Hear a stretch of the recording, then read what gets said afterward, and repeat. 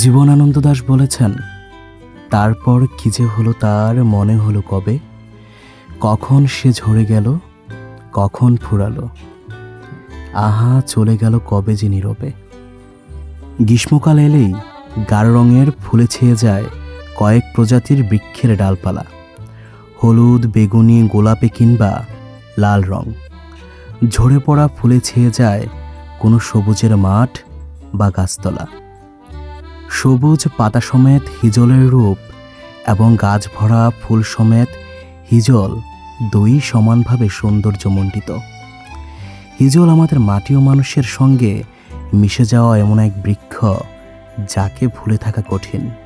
প্রিয় কবি জীবনানন্দ দাশ হিজলের কথা বলেছেন বহুবার। আমিও বলি, হিজল ফুল আমার প্রিয়তমা, যার সাথে দেখা হয় বছরে একবার।